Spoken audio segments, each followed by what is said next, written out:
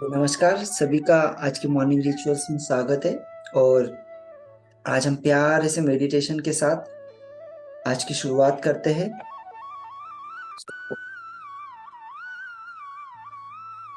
सभी लोगों को शांति से बैठ जाए और अपनी कमर और अपने शोल्डर को स्ट्रेट करके बैठे। अपनी आंखों को धीरे धीरे कोमलता के साथ बंद कर लीजिए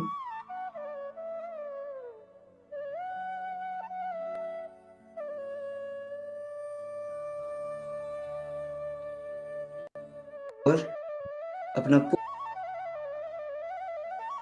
अपनी सांसों के ऊपर ले आएंगे और सिर्फ आप देखते जाइए। एक गहरी लंबी सांस लीजिए और धीरे से छोड़िए। पूरा ध्यान अपनी सांसों को देखने पर लगाना है। सिर्फ अपनी सांसों को देखते जाइए।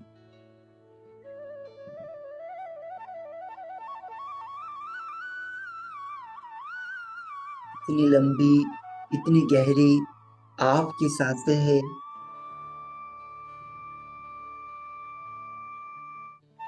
सिर्फ सांसों को देखना है। पूरा ध्यान सिर्फ सांसों को देखने पर लगाना है। अभी आपको एकदम शांत, बिल्कुल शांत होकर बैठ जाना है। पूरे शरीर को एकदम ढीला छोड़ देना है और सिर्फ इस बांसुरी की आवाज को सुनना है और अपने शरीर में झांकना है। अपने अंदर झांकना है और अपने अंदर देखना है। एक एक चीजों को देखना है, कौन कौन सी चीजें आपको दिखाई देती है। सिर्फ इस बांसुरी की आवाज में पूरी तरीके से खो जाना है और आपके शरीर के भीतर आपको कौन सी चीजें दिखाई देती है उन्हें सिर्फ देखना है। एकदम शांत, किसी तरीके की कोई आवाज नहीं सुनाई देनी चाहिए। किसी तरीके की कोई भी थॉट अगर आए तो उसे आने दीजिएगा और जाने दीजिएगा। उसे बिल्कुल भी फोकस मत करिएगा। वापस अपनी सांसों के ऊपर और इस बांसुरी के ऊपर ध्यान को केंद्रित करिएगा। फिर सिर्फ अपने शरीर के हर एक चीज जो भी आपको दिखाई देती है वो आपको देखना है। तो एक लंबी गहरी सांस लीजिए, धीरे से छोड़िए। अब इस बांसुरी में पूरी तरीके से खो जाएगी। अब आपको सिर्फ इस बांसुरी की आवाज आएगी। सिर्फ बांसुरी की आवाज को आपको सुनना है और अपने शरीर के भीतर आपको झांकना है। आपको जो भी चीजें दिखाई दे उसे देखना है आज।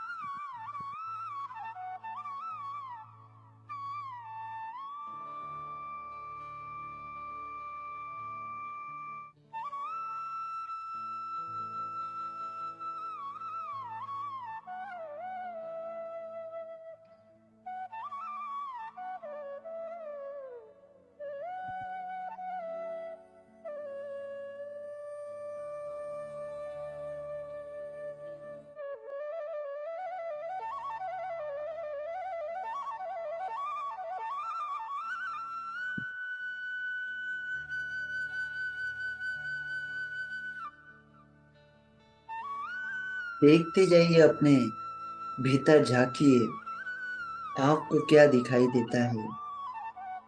देखिए शरीर के हर एक पार्ट में आपके भीतर कितनी सारी शक्तियाँ, कितनी सारी पावर है। अपने शरीर के साक्षी बन जाइए, अपने भीतर पूरी तरीके से झांकिए।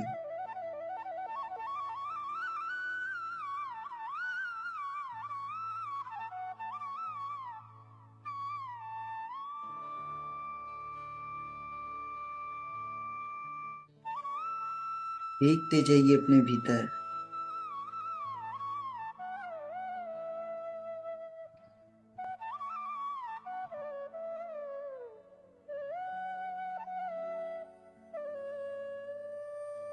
अपने भीतर उस परमात्मा की, उस भगवान की, जिसे भी आप मानते हैं, उनका तस्वीर देखिए। आपके आराध्य आपको आपके भीतर नजर आएंगे। देखिए उन्हें।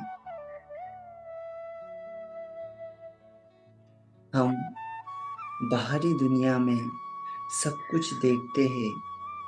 हम बाहरी बहुत सारा पूजा, बहुत सारे चीजें करते हैं, लेकिन ये सारी चीजें आपके भीतर ही है। आपके परमात्मा आपके भीतर ही मौजूद है। देखिए उन्हें।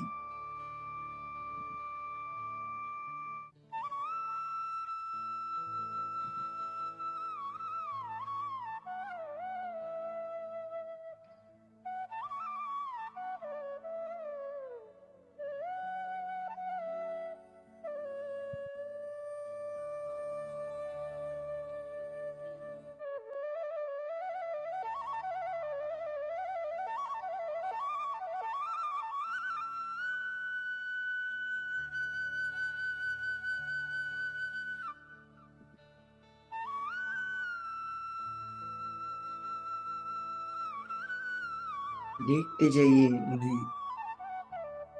आपके शरीर में कितनी ऊर्जा है। आपका शरीर कितनी ऊर्जाओं से भरा है।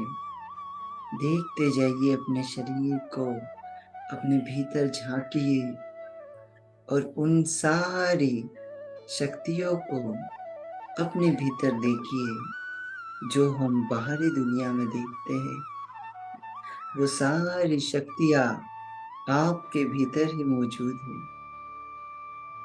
आपका माइंड देखिए कितनी सारी चीजें करता है,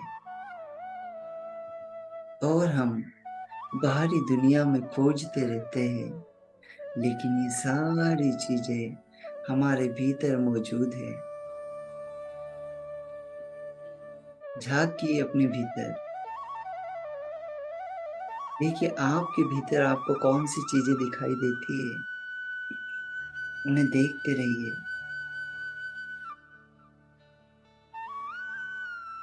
कोशिश करिए आपके भीतर आपके भगवान, आपके आराध्य आपको दिखाई दे।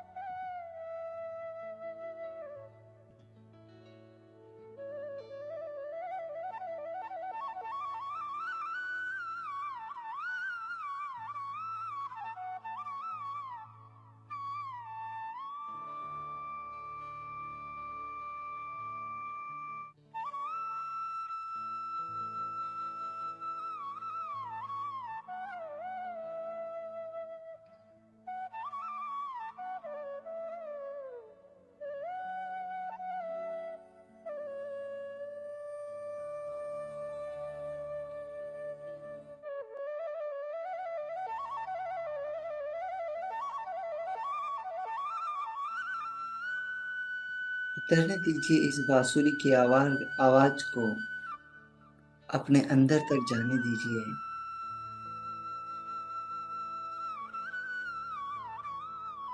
और झांकते जाइए अपने भीतर।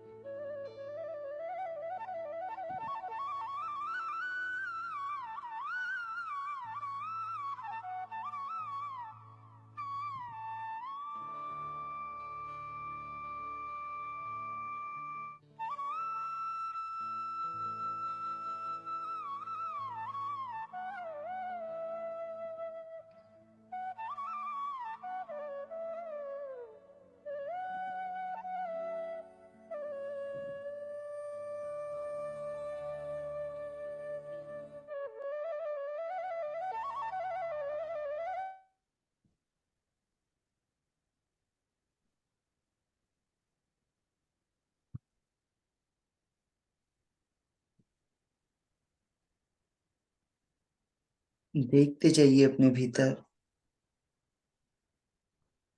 अब आपको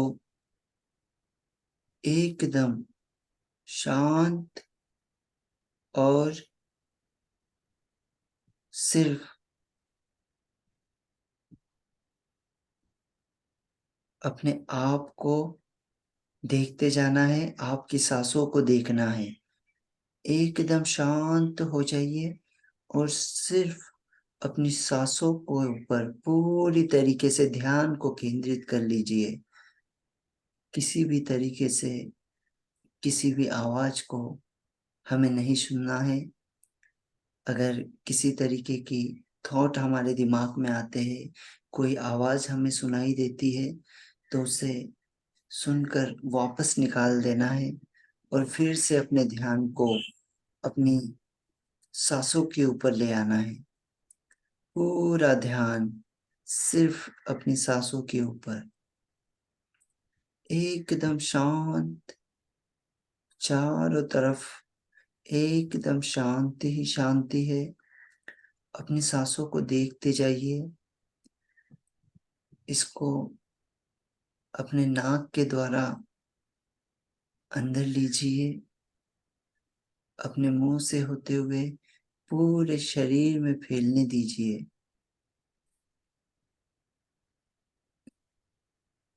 और धीरे धीरे बाहर निकालिए। और देखिए आपके शरीर के अंदर जैसे ही ये जा रही है, वैसे ही आपके बॉडी के हर एक पार्ट में इस सांसों को जाने दीजिए।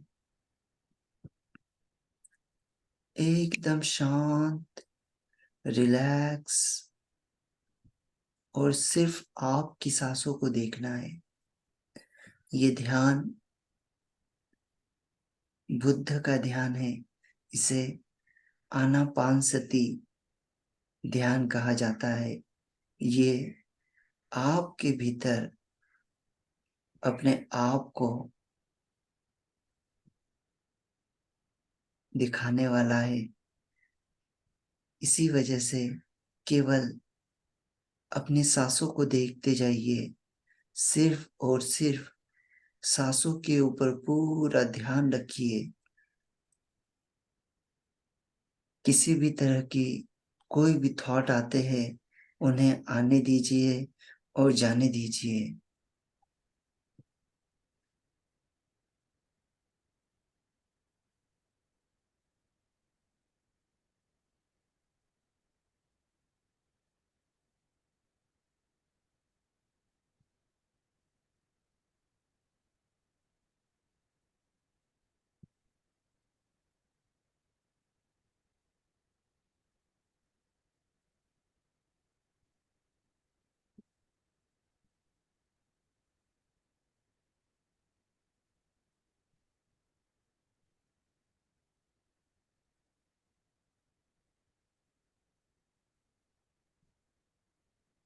बिल्कुल शांत, पूरी तरीके से रिलैक्स।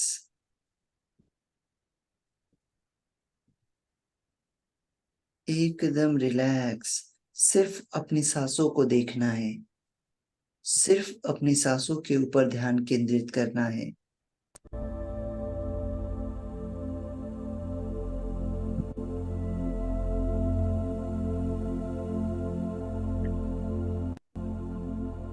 पूरी तरीके से।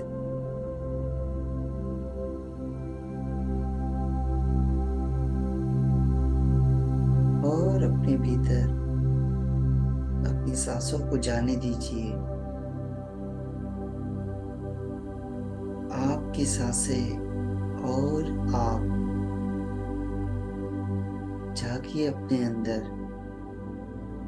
आपके अंदर कितनी शक्तियाँ, कितनी सारी पावर है। आप ही वो इंसान हैं जो जीवन में अपने लिए अच्छा, अपने लिए बुरा, अपने लिए जो चीज चाहे वो कर सकते हैं। अगर जीवन में कुछ अच्छी चीजें होती है तो उसका श्रेय सिर्फ आपको जाता है। अगर जीवन में कुछ बुरा हो रहा है तो उसका श्रेय भी आपको जाता है। अपने आप को हर चीज के लिए ठहराने लग जाएंगे। हर चीज के अपने आप को मानने लग जाएगी। उस दिन आपको बाहरी दुनिया से छुटकारा मिल जाएगा।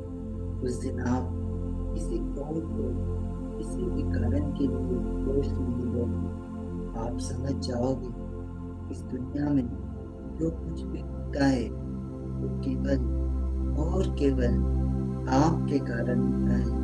आपके जीवन को बनाने वाले सिर्फ आप हो, और कोई दूसरा आपके जीवन को नहीं बना सकता है।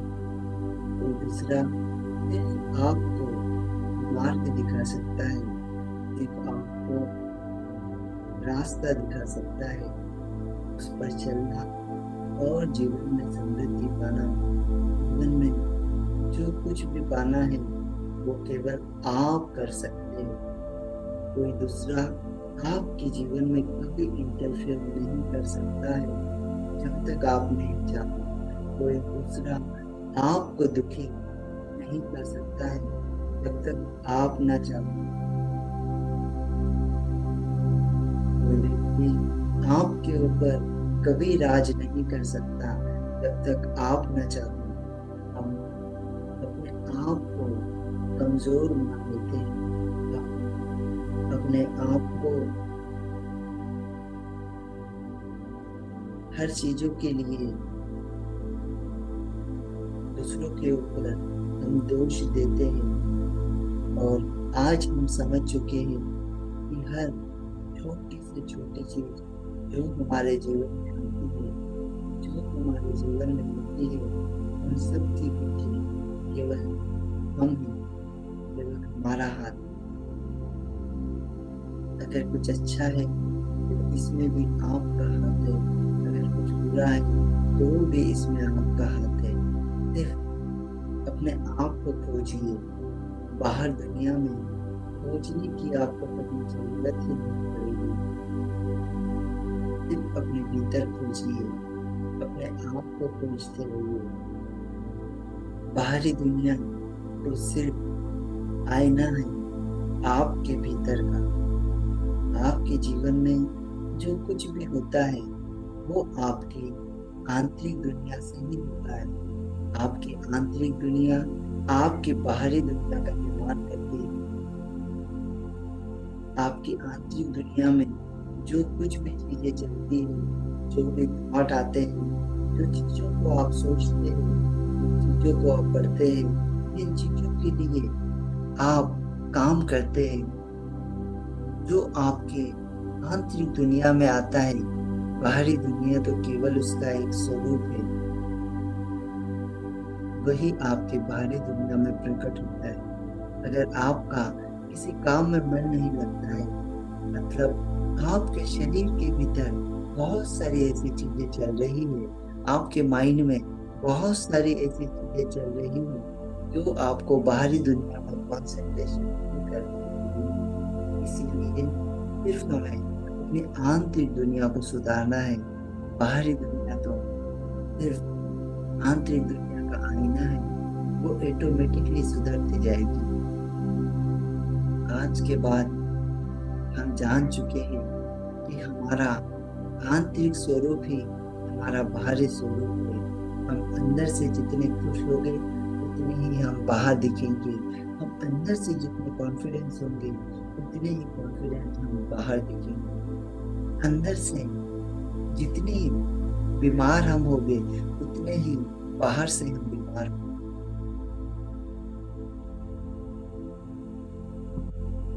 इसीलिए सिर्फ और सिर्फ अपने आंतरिक दुनिया के अंदर देखना है, अपने आंतरिक दुनिया को सुधारना है।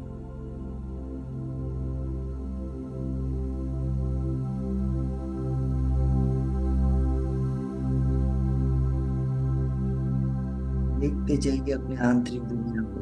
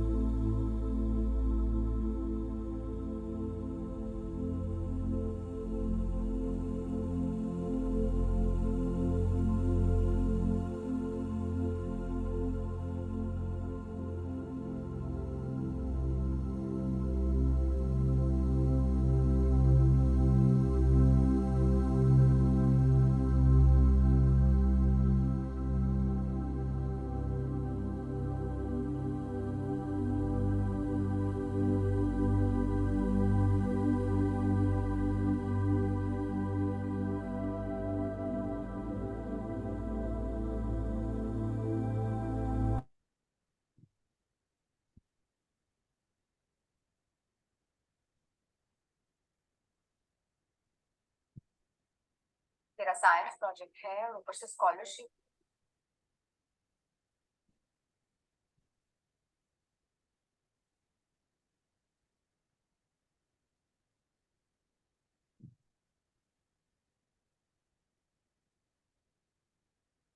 अब अपने दोनों हाथों को जोड़ लीजिए और जैसा हमने आज जाना कि हमारी आंतरिक दुनिया जैसी होगी वैसी ही हमारी बाहरी दुनिया दिखेगी। और आंतरिक दुनिया आपकी अच्छी कब होगी? जब आप अच्छी चीजें आपके आंतरिक दुनिया में डालोगे, जब आप अच्छी चीजें बोलोगे, जब आप अच्छी चीजों को सोचोगे, तो ही आपकी दुनिया आंतरिक दुनिया बेस्ट होगी। अपने दोनों हाथों को जोड़ लीजिए और बोल दीजिए कि मैं अपने जीवन का खुद निर्माता हो। मैं जीवन में हर उस चीज को अट्रैक्ट कर रहा हूँ जो मुझे लाइफ में आगे बढ़ाने में मदद करती है। मैं सब कुछ कर सकता हूँ। मेरे पास अनंत संभावनाएं हैं। मेरे पास अनंत ब्रह्मांड की शक्तियां है। मैं भगवान का एक बहुत ही अच्छा क्रिएशन हूँ। मेरे अंदर भगवान की मेरे भीतर मौजूद है। मैं अपने आप से बहुत प्यार करता हूँ। मेरी आंतरिक दुनिया ही मेरा बाहरी स्वरूप है और मेरी आंतरिक दुनिया बहुत ही प्यारी है। मेरी आंतरिक दुनिया बहुत ब्यूटीफुल है। मैं अपने आप से बहुत प्यार करता हूँ। मैं अपने शरीर से बहुत प्यार करता हूँ। मेरे रिश्ते लोगों के साथ में बहुत ही मजबूत होते हैं। मेरा हर दिन ताजगी से और खुशियों से भरा होता है। मेरे हर काम बहुत आसानी से पूरे हो जाते हैं। पैसा मेरा सबसे अच्छा मित्र बन चुका है। पैसा मेरे पास बार बार आता है। पैसा मेरे पास हर बार आता है, हर दिन आता है। मैं अपने जीवन का लक्ष्य समझ चुका हूँ। मैं एक विजनरी पर्सन हूँ। मैं एक मिशनरी पर्सन हूँ। मेरे लाइफ के बहुत ही प्यारे मिशन है, बहुत ही प्यारे गोल्स है और मैं हर दिन अपने लाइफ के गोल्स को पूरा करते जा रहा हूँ। हर दिन केवल वही काम करता हूँ जो जीवन में मेरे लाइफ के गोल को, मेरे मिशन को पूरा करने में मेरी मदद करते हैं। मेरा हर दिन एक नई ताजगी लेकर आता है। मैं हर दिन पुरानी चीजों को छोड़ देता हूँ और नई चीजों को ग्रहण कर लेता हूँ। मैं बहुत ही कॉन्फिडेंट हूँ। मैं हर किसी से बहुत अच्छे तरीके से बात कर पाता हूँ। मेरा जीवन बहुत ही खुशियों से भरा हुआ है। मेरे सारे रिश्ते मजबूत हो रहे हैं। मेरे दोस्तों के साथ, परिवार के साथ, गुरुओं के साथ, सभी के साथ, इस समाज के साथ, सभी के साथ मेरे रिश्ते बहुत ही मजबूत और बहुत ही प्यारे हो रहे हैं। मैं अपने आप से बहुत प्यार करता हूँ। मैं सारी खुशियों को अपनी ओर आकर्षित कर रहा हूँ। मैं एक चुंबक बन चुका हूँ जो सारे एबंडेंस, सारी खुशियाँ अपनी ओर आकर्षित करता हूँ। मेरे जीवन में सिर्फ खुशियाँ ही खुशियाँ है। जो चीज को मैं चाहता हूँ वो चीजें मेरी लाइफ में बहुत आसानी से आ जाती है। मेरा जीवन बहुत ही खुशहाली से भरा हुआ है। मेरा शरीर बहुत ही स्ट्रांग और बहुत ही एनर्जेटिक है। मेरा शरीर किसी भी तरीके की बीमारी को, परेशानी को मेरे नजदीक नहीं आने देता। मेरा शरीर बहुत ही एनर्जेटिक और बहुत ही ऊर्जावान है। मैं हर काम को बहुत ही ऊर्जा के साथ और बहुत ही ताजगी के साथ करता हूँ। मेरे सारे काम पूरे हो जाते हैं। अपने दोनों हाथों को रब कर लीजिए और अपने चेहरे पर अपने दोनों हाथों पर लगा लीजिए और अपनी आंखों को धीरे धीरे खोल लीजिए।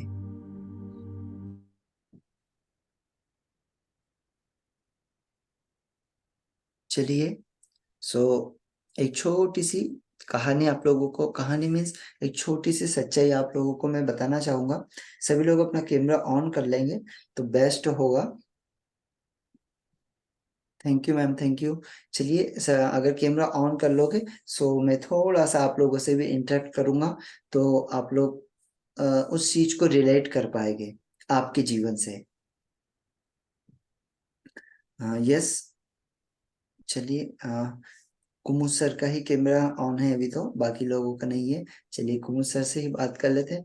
कुमुद सर, आप बताएंगे कि अ, हम हर रोज भोजन करते हैं। Yes sir. यस। सो हमारे पेट में जब भी हम भोजन करते हैं वो हमारे पेट में होता है। जी सर। यस। उसे हर चीज हर दिन हमें उसे निकालना होता है, भाई मल के द्वारा, या उसे निकालना जरूरी होता है हर दिन। यस।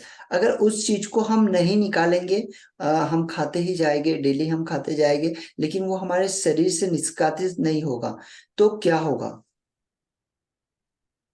बॉडी सूट नहीं करेगी सर, जी। तबीयत खराब हो जाएगी। अच्छा, तबीयत तबीयत खराब होगी, और क्या होगा? बॉडी इन्फेक्शन हो जाएगा, बीमारियों का घर हो जाएगा। अच्छा, बीमारियों का घर हो जाएगा, ये सारी चीजें हो जाएगी। ठीक है, इट मीन्स आपके शरीर में आप जब भोजन करते हैं तो आपका शरीर उन चीजों को ही रखता है जो उसके लिए जरूरी होती है, बाकी चीजों को वो क्या करता है? निष्कासित कर देता है, बाहर निकाल देता है।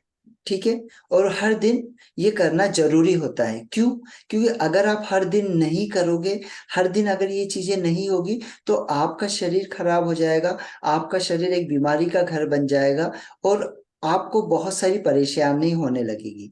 जैसे सर में दर्द होने लगेगा, गैस की प्रॉब्लम हो जाएगी, आपको हार्ट अटैक भी आ सकता है, ये सारी समस्या आपको हो जाएगी। ये क्यों होगी? क्योंकि आप आपके शरीर से उन चीजों को नहीं निकाल रहे। भाई जो चीजें जरूरी है वो उन चीजों को आप रख रहे हैं, और जिस चीजें नहीं है उसको शरीर आपका ऑटोमेटिकली बाहर कर देता है ना, आपके पेट से उन चीजों को निकाल देता है। सो अब एक चीज को आप सोच के देखिए कि आप माइंड में कितनी सारी चीजों को डेली सोचते हैं, कितने सारे थॉट आपके माइंड में आते हैं, कितने सारे काम आप दिन भर में करते हैं, तो आप क्यों आपके दिमाग में उन 5 साल, 2 साल, या 1 साल, या 10 दिन पुरानी चीजों को आप लेकर बैठते हैं? आप सोच के देखिए कि आपको हर दिन आपकी माइंड को खाली करना जरूरी है। अगर आप इसे खाली नहीं करोगे ना, तो ये एक दिन आपके अंदर बहुत बड़ी बीमारी, बीमारी मीन्स क्या? जो सोचने की प्रॉब्लम, जो ज्यादा ओवर थिंकिंग की प्रॉब्लम है, वो आपके अंदर बहुत बड़ा घर बना लेगी। आपको हर दिन आपके माइंड में जो चीजें काम की है, जो चीजें आपके लिए जरूरी है, सिर्फ उन चीजों को रखना है, और हर शाम, हर सुबह बैठकर सारे माइंड को खाली करना है। किसी के साथ में आपका कल झगड़ा हुआ था, किसी से आपकी कोई बातचीत हुई थी, आपके वाइफ के साथ, आपके हस्बैंड के साथ, आपके वर्कर्स के साथ में, किसी से पैसे को लेकर कोई बात हुई थी, किसी भी चीज को लेकर कोई भी बात हुई हो, उसे दूसरे दिन आपको खाली करना है। उसी दिन शाम में बैठ जाइए, या सुबह जब भी हम बैठते हैं, तो उसको दिमाग से खाली करिए, उसको निकालिए। अगर आप उसे दिमाग से नहीं निकालेंगे, तो नई चीजें आप अंदर नहीं डाल पाएंगे। जैसे ही आपका पेट खराब हो जाएगा, वैसे ही आपका माइंड आपको खराब कर देता है। जैसे होता है ना, डिप्रेशन की समस्या क्यों होती है? क्यों आदमी डिप्रेशन की समस्या में जाता है? क्यों आदमी बहुत ज्यादा सोचता है? कभी आपने सोच के देखा कि ये आपके साथ में होता क्यों है? इसका सबसे बड़ा कारण सिर्फ यही है कि आप आपके अंदर जो पुरानी चीजें भरी है ना, उसको निकाल नहीं पा रहे।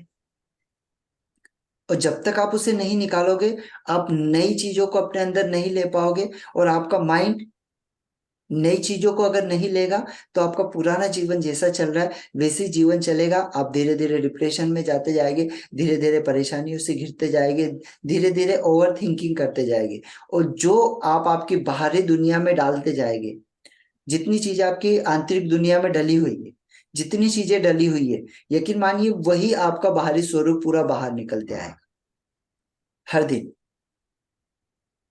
और यही एक मिडिल क्लास, यही एक नॉर्मल व्यक्ति यही चीजों को करता है। वो इन चीजों के अंदर ही अपना पूरा जीवन गुजार देता है, पूरा जीवन अपना वो सोचने में ओवर थिंकिंग में और ऐसी चीजों को सोचने में, ऐसी चीजों को करने में जिसका कोई रिजल्ट उसे नहीं मिलता है। उसे पता है कि वो लाइफ में अगर कुछ अच्छे लोगों के साथ रहेगा, अच्छी चीजों को करेगा तो उसके लाइफ में आगे बढ़ सकता है, लेकिन वो चीजों को नहीं कर पाता है। उसे पता है कि सुबह उठने के बाद में अगर वो कुछ एक्सरसाइज करे, कुछ एक्टिविटी करे, कुछ मेडिटेशन करे तो उसके जीवन में कुछ अच्छा होगा, लेकिन वो नहीं कर पाता है।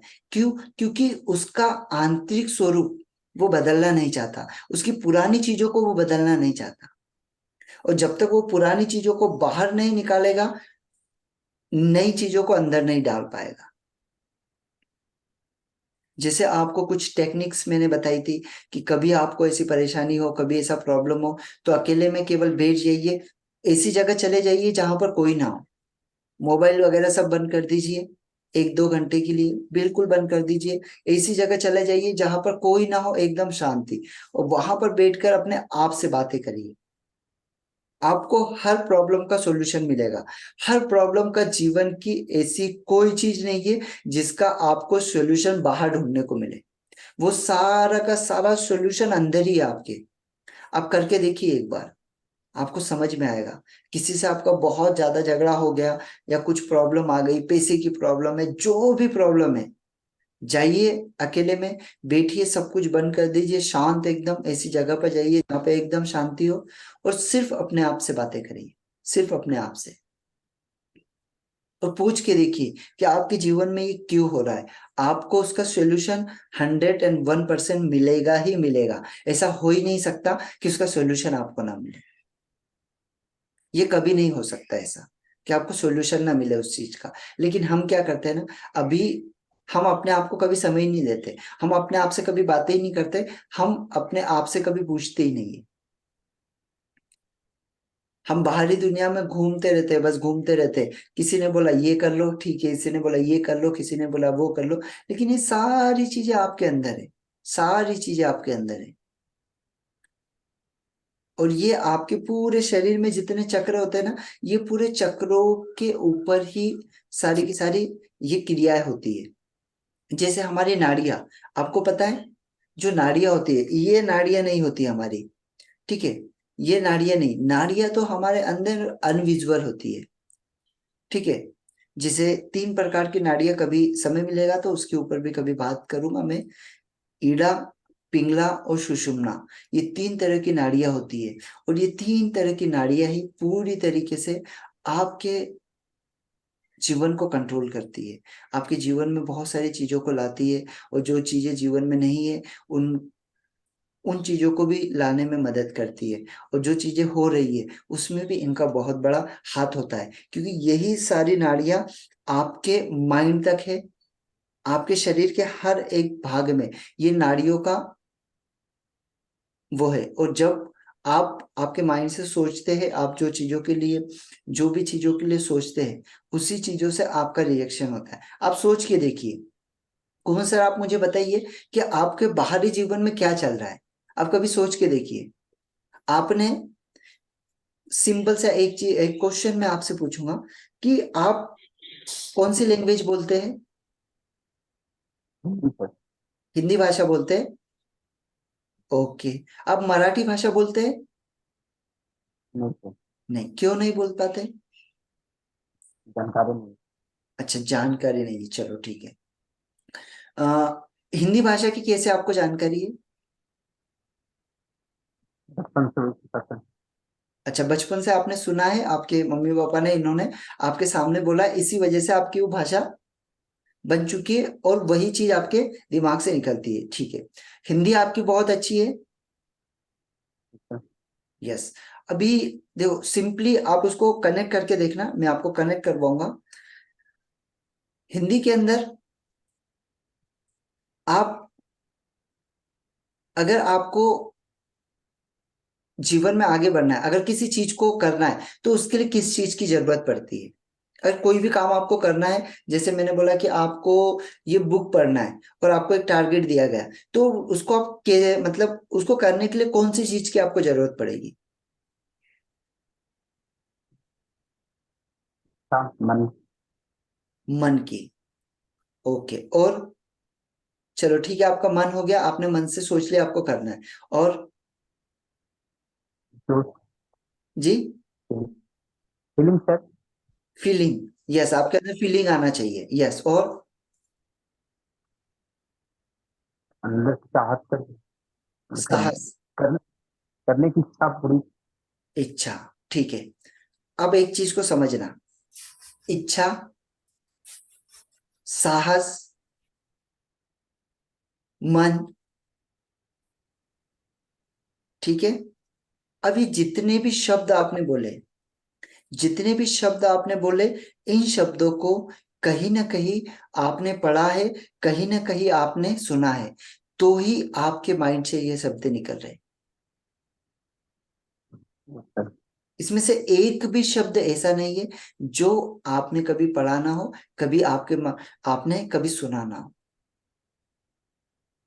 और ये शब्द इस वजह से आपके माइंड में, क्योंकि आपने इसे अपने दिमाग में रहने दिया।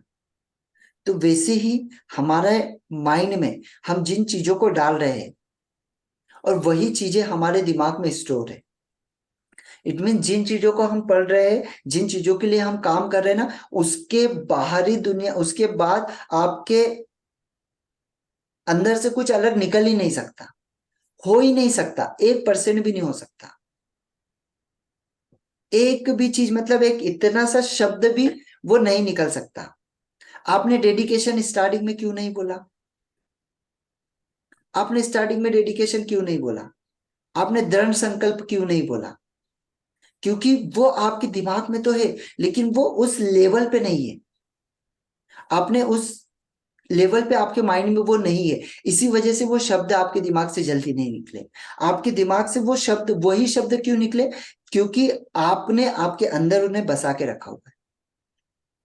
तो वही आपके जो बाहरी दुनिया में जितना भी चल रहा है ना, अब यकीन करो, आपके रिश्ते अच्छे हो रहे हैं, आपके अंदर से वो चीजें निकल रही है। आपके रिश्ते खराब हो रहे हैं, आपके अंदर से निकल रही है। आपके बिजनेस में लॉस हो रहा है, आपके अंदर से निकल रही है।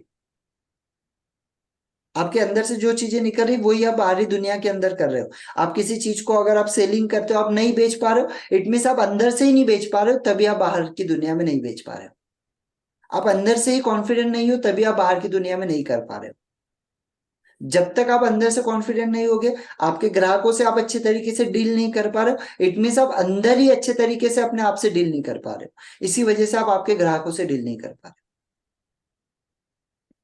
आपको सबसे पहले आपकी आंतरिक दुनिया को बदलना पड़ेगा। और आंतरिक दुनिया कैसे बदलेगी? अच्छी चीजों को सुनने से, अच्छी चीजों के लिए पढ़ाई करने से।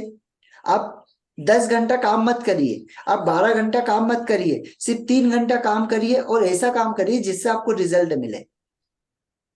देखो, हमाल भी दिन भर काम करता है और बहुत मेहनत करता है ना, बहुत बड़े बड़े बोरे उठाता है, हमाली करता है, तो क्या वो जीवन में सक्सेस होता है? नहीं। गधा भी बहुत मेहनत करता है, क्या उसकी उतनी डिमांड होती है? नहीं सर। नहीं होती है। क्यों नहीं होती है? कि वो काम तो कर रहा है, हमाल काम तो कर रहा है, लेकिन उसको कौन सा काम करना चाहिए उसको नहीं पता। वो गधे की तरफ सिर्फ भाग रहा है, सिर्फ भाग रहा है। और हम भी यही जीवन में क्या करते हैं, बहुत व्यस्त है, बहुत व्यस्त है, लेकिन कभी हम सोच के, कभी बैठ के उसके बारे में कोई कैलकुलेशन ही नहीं करते। कोई कैलकुलेशन नहीं करते। हम कई करिकुलम नहीं बनाते जिसकी वजह से हम कम समय में ज्यादा एफर्ट ले सके। भाई 24 घंटे का समय सबके पास है ना, आपके पास है, मेरे पास है, जितने सक्सेसफुल लोग हैं सबके पास में उससे ज्यादा समय नहीं है। अगर मैं रात के 8 घंटे हटा दूं, तो 14 घंटे से ज्यादा किसी के पास नहीं है, किसी के पास नहीं है। कोई भी हो, कितना भी अमीर हो, कितना भी पैसा हो, कुछ भी हो, उससे ज्यादा समय नहीं है। लेकिन आपके जीवन में आप कौन से काम कर रहे हैं, वो आपको रिजल्ट देंगे। अब 12 घंटे काम मत करिए, आप 8 घंटे काम मत करिए, सिर्फ 4 घंटे काम करिए, और उस फोकस के साथ करिए, उस डेडिकेशन के साथ करिए कि आपको वो रिजल्ट मिले। लेकिन हम क्या करते हैं ना, हम बस भाग रहे, भाग रहे, भाग रहे। अभी मैं बहुत सारे लोगों को मैंने बोला है कि भाई आपको कौन से काम करना है, आपको एक हफ्ता पहले एक दिन निकालिए, और एक दिन निकाल के पूरा हफ्ते का करिकुलम बना लीजिए कि हफ्ते भर में आपको क्या करना है, कौन सी चीजों को करना है। आपका टाइम बचेगा, आपका मेहनत, आपकी एफर्ट पूरी तरीके से बच जाएगी। लेकिन कोई नहीं करता है, एक दिन करता है, 2 दिन करता है, फिर उसके बाद में वापस अपनी पुरानी जिंदगी में अपने आप को ढाल देते हैं। उससे रिजल्ट नहीं मिलते, उससे आपकी प्रोडक्टिविटी नहीं बढ़ेगी। प्रोडक्टिविटी सिर्फ और सिर्फ, हमें इस चीज को आज लिख के रख लो, प्रोडक्टिविटी सिर्फ और सिर्फ बढ़ती है आपके करिकुलम से। आप अगर हफ्ते में एक दिन देते, जिसमें आपने अगर 2 घंटा भी दिया और 2 घंटे में पूरे हफ्ते को डिजाइन किया ना, और उसी तरीके से आपने काम करना शुरू किया, आप देखो आपकी प्रोडक्टिविटी, फिर आप मुझे बताना। बहुत सारे काम होते हैं, बहुत सारे, इतने काम हो जाएंगे कि आपको समझ ही नहीं आएगा। लेकिन वो चीजों को हम कभी करते ही नहीं है। हम सिर्फ सुन लेते हैं, चलो ठीक है आज सुन लिया, आज का हो गया, चलो अब ठीक है, अब कल का कल देखेंगे। लेकिन उससे रिजल्ट नहीं मिलते हैं। ठीक है, तो हर दिन कम से कम आप, आपका टू डू लिस्ट है तो जरूर बनाएं कि आपको कौन से काम करना है। हफ्ते हफ्ते भर का नहीं बना सकते, लेकिन हर दिन का तो बना सकते हैं। अभी बहुत सारे लोग बोले कि सर हम तो हाउस वाइफ है, हम क्या बनाएं, हम क्या बनाएं, हम तो हाउस वाइफ है, हम क्या बनाएं, हमारे लिए क्या ये चीजें काम की? हाँ, ये हर एक व्यक्ति के लिए काम की है। अब जो भी काम करते हैं, जो भी चीजें कर रहे हैं, उसके लिए आपके ये काम की है। सर हाउस वाइफ का भी पूरे दिन का टारगेट रहता है। हाँ, पूरे दिन का देखिए मैम, सिंपल सी एक चीज है ना, मैं तो एक चीज जानता हूँ कि हाउस वाइफ भी है, तो उन्होंने क्या किया, अपने आप को वो उसके अंदर डाल लिया है। वो बाहरी दुनिया के बाहरी चीजों के बारे में वो सारी चीजों को देख रहे, लेकिन उनके अंदर भी डेडिकेशन है, वो भी कुछ करना चाहते हैं, लेकिन वो उन चीजों से निकल नहीं पा रहे। और क्यों नहीं निकल पा रहे? क्योंकि कोई करिकुलम ही नहीं है। उनको पता ही नहीं है कि किस समय हमको खाना बनाना है, किस समय ये करना है। उनको पता है कि आज बच्चे को स्कूल जाना है, उसका टिफिन बनाना है ये समय पर, लेकिन दूसरे दिन उसी बच्चे की छुट्टी है, किसी को ऑफिस नहीं जाना है, तो वो वापस सोए है 2-3 घंटे, 3 घंटे एक्स्ट्रा। समझ रहे हो? इट मीन्स बताने का सिर्फ यहाँ पे एक ही मतलब है कि वो अपने आप को उस तरीके से ढाल चुके हैं। वो सोचते कि यार ठीक है, इसके अलावा और कुछ है ही नहीं। लेकिन इसके अलावा भी बहुत सारी चीजें हैं। अभी मैं बहुत सारे रिटायर पर्सन को देखता हूँ, बहुत सारे ऐसे रिटायर पर्सन है जो ठीक है यार जिंदगी बहुत हो गया, बहुत जी लिया, बहुत ये कर लिया है, अब तो शांत। लेकिन अभी भी बहुत सारे भी ऐसे लोग हैं जो रिटायरमेंट के बाद भी आज इतना अच्छा कर रहे हैं, इतने अच्छे काम करते हैं, जिनसे वो डेफिनेटली बहुत आगे। और केवल पैसे की बात नहीं है यहाँ पे, यहाँ पे बात है कि अपने जीवन के अंदर कौन से लक्ष्य है आपके, कौन से ये।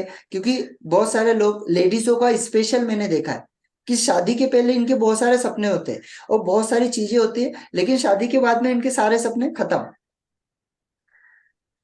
क्या बात कर रहे हैं सर? हाँ रियली, मैंने बहुत सारी लेडीजों मेरे को तो देखा है मैम। सारे मेरे सपने ये क्या, वो सोचते हैं ठीक है अब तो शादी हो गई, अब ठीक है अब घर घर चलाना है, घर ये करना है। 99% मैम ऐसी लेडीज है, केवल 1% लेडीज ऐसी है जो अब सोच रहे हैं कि यार ठीक है, लेकिन अब मुझे क्या करना चाहिए, मेरे भी कुछ सपने हैं, मेरे भी कुछ, मुझे कुछ करना है। मेरा तो खत्म ही नहीं हो रहा सर। एक शुरू हो रहा है तो दो और दिख रहे हैं, दो कर रही हूँ तो तीन और दिख रहे हैं। डेफिनेटली मैम, क्योंकि आप उस चीजों को कर रहे हैं, तो मेरा वही बताने का मतलब है, क्योंकि मैं देखता हूँ ना लोगों को कि वो करना तो बहुत कुछ चाहते, लेकिन कर नहीं पाते। करना बहुत कुछ है, बढ़ना है जीवन में, सब कुछ करना है, आगे भी जाना है, सब कुछ करना है, लेकिन कर नहीं पाते क्योंकि अपनी पुरानी जिंदगी को छोड़ ही नहीं पा रहे। करेक्ट। और जब उनको पता चलता है कि कोई ऐसे लोग हैं जिनसे हमको ये चीजें सीखने के लिए मिलेगी, जब उनसे हम आगे बढ़ सकेंगे, तो वो उन लोगों के सानिध्य में भी नहीं आना चाहते। नहीं, करना तो चाहते हैं सर, सभी हाँ लोग देखिए, करना करना चाहते हैं, सब लेकिन सब चाहते वो हैं, लेकिन टाइम मैनेजमेंट जो है ना वो ठीक नहीं है उनका। वो बिल्कुल। नहीं हो पा रहा, उसकी वजह से ये प्रॉब्लम आ रही है। तो मैम वही तो मैं बताना चाह रहा हूँ कि टाइम क्योंकि वो मैनेजमेंट सोच ही ठीक नहीं नहीं पा है। रहे हैं कि वो बिल्कुल, टाइम। हाँ। हाँ। उनका अगर टाइम मैनेजमेंट ठीक नहीं है, तो उनको किसके पास जाना होगा बताइए? हाँ, नहीं, पहले तो अपना माइंड को ही सेट करना पहला पहला कदम यही है कि अपना माइंड सेट करो कि मुझे बिल्कुल। आप मॉर्निंग और आफ्टरनून के बीच में 1 घंटा मिल रहा है, तो उस 1 घंटे में मैं अपने लिए ऐसा क्या करूं जो, या मैं कुछ अपने शौक का कोई भी चीज है वो उसके लिए मैं क्या करूं, कहाँ से शुरुआत करूं, क्या क्या चीजें चाहिए। तो वही बात आ गई कि फिर से वो लिस्ट। तो पहले तो सोचना और पहला कदम उठाना ये ज्यादा जरूरी है। बिल्कुल सोचना होगा, तो वही वो पुरानी चीजों को नहीं छोड़ेंगे जब तक, तब तक नई चीजों को नहीं सोचेंगे। आप नहीं, यकीन करिए कि जब तक टाइम तो पुरानी मिल रहा है जिंदगी सर। को नहीं छोड़ेंगे, नई ऐसा जिंदगी को अपने अंदर नहीं ला पाएंगे। टाइम तो मिल रहा है सर, और ऐसा नहीं है कि टाइम नहीं मिलेगा। एक दिन बोलिए कि आज आपको शॉपिंग करने जाना है तो औरतों को देखिए, अब फटाफट जो उस दिन सब मॉर्निंग आफ्टरनून सबका काम हो जाएगा उनका, और हाँ ऐसे डेफिनेटली मैम, एक समय सबके पास होता है, सिर्फ बोलते हैं कि हमारे पास में समय नहीं है, लेकिन सबके पास ये समय होता है। और उस दिन पता नहीं कहाँ से वो टाइम निकल जाता है और सब मैनेज होता है। तो वैसे ही टाइम निकालना है हमें, और टाइम बिल्कुल निकाल के बिल्कुल। वो ये सारी चीजें करनी है। और 24 घंटे सबके लिए मिला है, और 24 घंटे में ही सब जो कर रहे हैं आगे बढ़ रहे हैं वो उनके लिए भी 24 ही है। और जो घर में है सोचते हैं कि 1 घंटा मिला है तो थोड़ा आराम कर लो, उनके लिए भी 24 ही घंटे हैं। हाँ 24 ही घंटा है, लेकिन अब जो लोग कर रहे हैं वो डेफिनेटली बढ़ रहे हैं, जो नहीं कर रहे वो डेफिनेटली अपनी जिंदगी में वैसे ही व्यस्त है। और वो लोग सबसे ज्यादा व्यस्त होते हैं, क्योंकि सबसे मेन चीज अभी आपने जो चीज बोली ना, सबसे बड़ी चीज है टाइम मैनेजमेंट, कि उनको टाइम मैनेजमेंट नहीं पता। और जब उनको, देखिए क्या होता है, एक सोचना एक अलग चीज होती है, लेकिन अगर आप नहीं सोच भी नहीं पा रहे हो क्या कैसे करना है क्या करना है, आप टाइम को मैनेजमेंट नहीं कर पा रहे हो, तो आप किसी वैसे व्यक्ति के सानिध्य में जाओ ना, ऐसी व्यक्ति के पास जाओ जो वो चीजें आपको सिखा सके। नहीं नहीं नहीं सर, वो आप उनको बोलेंगे ना तो कहते हैं हाँ हाँ करना तो है। बट वो अपने आप को इतना व्यस्त फील करा देंगे आपको ही। मैं खुद हूँ कि आप देखिए मेरे जो है एकेडमी में मेरे को डेली जाना होता है। आपके हम्म। साथ में 7:30 बजे रहती हूँ, घर का नाश्ता दोपहर का कुछ चीजें और बना के जाती हूँ। आफ्टरनून में आती हूँ, फिर पार्लर में मैं रहती हूँ। पार्लर में रहती, क्लाइंट रहते तो ठीक है, नहीं तो मैं नोट्स अपने लिखते रहती हूँ। मेरा आधा घंटा भी इधर उधर नहीं होता है, फिक्स है मेरा। फिर उसके बाद जब मैं घर पे आती, फिर खाना पीना खाया आपके रात को, मतलब कभी कभी लेट भी हो जाता है क्लाइंट होते हैं तो, हम्म। इसलिए मैं रात को आपसे ज्वाइन नहीं हो पा रही हूँ। तो फिर मैं रात को फिर से एक मैं अपना मेडिटेशन करके और फिर सोती हूँ। रात के 11 भी बज जाते हैं, लेकिन फिर मैं उठती हूँ सुबह। और अगर उसमें एक्स्ट्रा चीजें होती है तो मेरा टारगेट रहता है वो एक जगह में, उससे भी मैं नहीं तो मैं कहीं लिख के भी भूल जाती हूँ ना सर। तो मेरा टारगेट ये रहता है कि मतलब मैं अपने हाथ पे लिख देती हूँ। आपको मैं बताऊं, मैं अपने हाथ पे लिखती हूँ ताकि मेरा हाथ जब भी आगे पीछे हो तो मैं जो है उसको देखती रहूं। चलिए वो भी आप तो एक वैसे भी थेरेपी आगे है मैडम, हमारे हाथ साथ पे में लिख के करने की। ये नहीं नहीं चलिए, नहीं वैसे नहीं, तो आप आगे भी अलग। हमारे साथ में जुड़ने वाले हैं। सो आगे तो आपको टाइम मैनेजमेंट का ऐसा जादू बताऊंगा कि आप खुद चकित है। जैसे अभी आप बोल रहे हैं ना, आपका जितना भी समय आप बता रहे हैं, आप हाँ। खुद और मेरे को वो हो नहीं जाएंगे। नहीं नहीं, मेरे को अभी आपको मैं बोलूँ कि जब मैंने सिडिस्को का एग्जाम दिया था, मैंने A to Z लोगों को ब्लॉक कर दिया था। एग्जाम हम्म। के टाइम में 2 महीने तक मैंने सबको ब्लॉक कर रखा था, सिर्फ अपने हम्म। मदर फादर और मैं अपने बच्चों से। और जो मेरे साथ एग्जाम दे रहे थे जो लोग, मैं भी बस सिर्फ उन्हीं लोगों से जुड़ी हुई थी। बाकी के एक्स्ट्रा जितने भी रिलेटिव थे, फ्रेंड थे, सबको ब्लॉक कर दिया। कोई डिस्टरबेंस मुझे नहीं चाहिए। और मैं परफेक्ट, आप ये सोचिए 8-8 घंटे पार्लर का काम करते हुए भी, एकेडमी जाते हुए भी, घर का खाना पीना तीनों टाइम का सब हम्म। देख के भी, बच्चों को भी बोल दिया था कि मैं जितना कर पा रही हूँ उतना ही करूँ, नहीं हो पा रहा है तो कोई नहीं एक महीना हम बाहर से भी 19-20 कर लेंगे, बाहर से मंगा के खा लेंगे। लेकिन मैंने किया और मैं बहुत अच्छे तरह से क्लियर कर चुकी। मुझे खुद को मतलब फील नहीं हुआ कि मैं इतना लेवल तक जा सकती हूँ। नियर बाई मैं 50 हूँ। तो मायने रखता है ये भी कि मेरे को ये, और मुझे थायराइड है, आपको मैं बताऊं, और हाइपो है। लेकिन आपने तो मुझे देखा है, लेकिन आप देख के मुझे नहीं फील कर सकते कि मुझे हाइपो थायराइड है। लोगों को मेरे ही पार्लर में आते हैं लोग और बोलते हैं कि मुझे थायराइड है ना तो मैं नहीं कर पाती हूँ, मेरे से नहीं होता है, मैं नहीं हो पाती हूँ, मैं एक्सरसाइज डेफिनेटली। नहीं कर पाती हूँ। मैं उनको कहती हूँ मेरे को खुद को देखो, मेरे को हाइपो है और 1 साल से नहीं, मेरे 2020 से ही है, तो 3-4 साल तो हो ही गए। तो मैं मेडिसिन नहीं लेती हूँ सर, आपको बताऊँ, कोई मेडिसिन नहीं ले रही हूँ। डॉक्टर के पास में गई तो मैंने उनको साफ बोला मुझे मेडिसिन लाइफ टाइम नहीं खाना है। तो मेरे को मेडिसिन वैसी ही आप दीजिए कि मतलब मैं इसको कम करूं, फिलहाल मेरा जो हाई है वो उसको कम करूं। मैंने 1 साल तक किया, फिर वो डॉक्टर भी कुछ अपना रोजगार बढ़ाने के लिए उसने कुछ उल्टा पलटा करने में, फिर मैंने अपना माइंड चलाया, मैंने कहा नहीं, सारा चीज तो नर्वस सिस्टम से ही है कि हाँ, मैंने आपको एक मैं बताया था ना, एक बुक आपको बताया, एक वो बताया था आपको, एक यू कैन हील करके हाँ, एक तो मूवी सर बताई थी। सारा सारा खेल जो है नर्वस सिस्टम का है। नर्वस बिल्कुल। सिस्टम में आपने डाल दिया कि यस मुझे, या आई कैन डू इट, तो आई कैन डू इट। वो मैंने अपने जहां मैं सोती हूँ वहां पैर के पास ही मेरा एक बोर्ड है, बच्चों को पढ़ाने के लिए लिया था, वहां लिख दिया है I can do it everything. नहीं नहीं, वो रियली डेली मैं मैंने आपको, सोते आप वक्त लोगों को, और कुछ लोग थे। जगते वक्त मैं देखती हूँ उसको। यस। और बाकी लोग भी ताजुब है, और मेरे से बहुत सारे लोग यही रीजन है कि चिढ़ते हैं। मैं जो चीज ठान लेती हूँ भाड़ में जाए दुनिया, मुझे करना है तो करना है, ऐसा है। डेफिनेटली वैसे ही होना चाहिए इंसान को। डेफिनेटली आगे तो अभी आप जुड़ेंगे हमारे साथ में, तो मैं आपको बहुत सारी चीजें, टाइम मैनेजमेंट की भी, और कुछ चीजें आपके सैलून मैनेजमेंट की चीजें आपको बताऊंगा कि सैलून मैनेजमेंट होता क्या है। ठीक है। सैलून मैनेजमेंट, बिजनेस मैनेजमेंट क्या होता है, आपका टाइम मैनेजमेंट क्या होता है, आप खुद ही आपके टाइम को पूरी तरीके से यूटिलाइज कर पाएंगे, उसको कैसे करते हैं, वो सारी चीजें आगे आप धीरे धीरे मेरे साथ में सीखोगे। टाइम मैनेजमेंट क्या होता है, इम्पोर्टेंट काम, अर्जेंट काम, ये सारा का पूरा एक ये होता है ना, पूरा कोर्स है इसके ऊपर। तो वो सारी चीजें अभी जैसे आप लोगों ने इन चीजों को देखा होगा, ये दो मतलब ये ब्लॉक के बारे में पता नहीं मुझे, आपने देखा है या नहीं होता है, ये एक इस तरीके का एक ब्लॉक होता है, ये आपके लाइफ का ब्लॉक होता है। इसमें 4 टाइप की चीजें होती है आपके लाइफ में, 4 टाइप से काम होते हैं। एक ओके। होता है, एक काम है जो इम्पोर्टेंट है एंड अर्जेंट है, तो उसको आपको क्या करना चाहिए। अगर काम अर्जेंट है लेकिन इम्पोर्टेंट नहीं है, ठीक है, हम्म। इम्पोर्टेंट नहीं है, तो उसके लिए आपको क्या करना चाहिए। अगर इम्पोर्टेंट है लेकिन आपका काम अर्जेंट नहीं है, तो उसके लिए आपको क्या करना है। अगर काम इम्पोर्टेंट भी है और आपका काम अर्जेंट भी है, तो उसके लिए आपको क्या करना चाहिए। ओके। ये इस तरीके का एक बहुत बड़ा, जिसको बोलते हैं एसन हॉकर बॉक्स के नाम से ये जाना जाता है। ठीक है। ओके।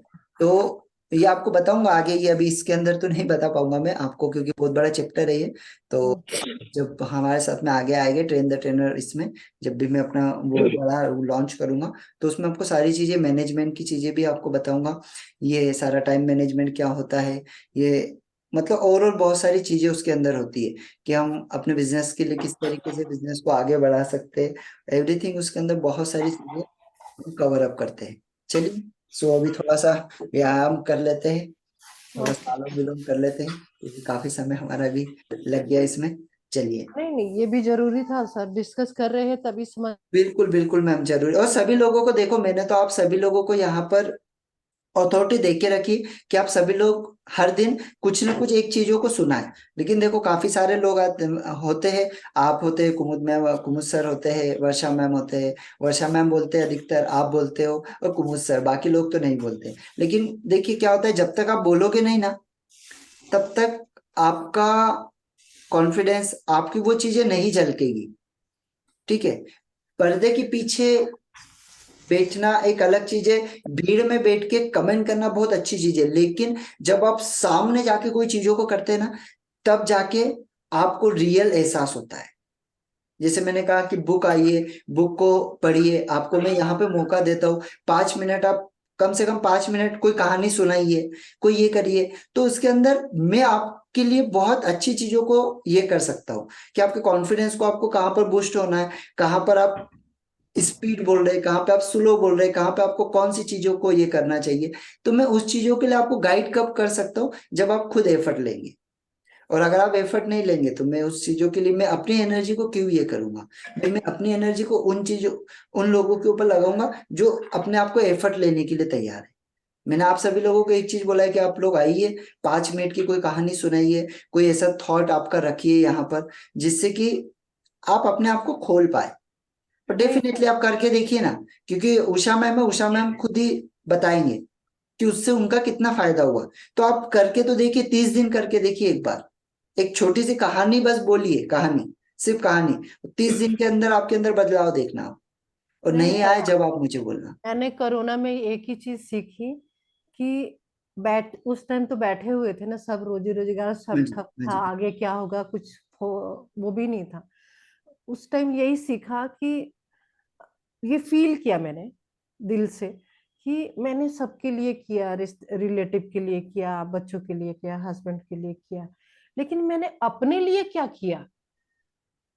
और मैं ये उम्मीद कर रही हूँ कि हस्बैंड मेरे लिए करे, बच्चा करे, रिलेटिव करे, माँ बाप करे। मैं तो अपने लिए ही नहीं कुछ कर पा रही हूँ, अपने लिए ही नहीं सोच रही, तो दूसरा क्यों मेरे लिए सोचेगा।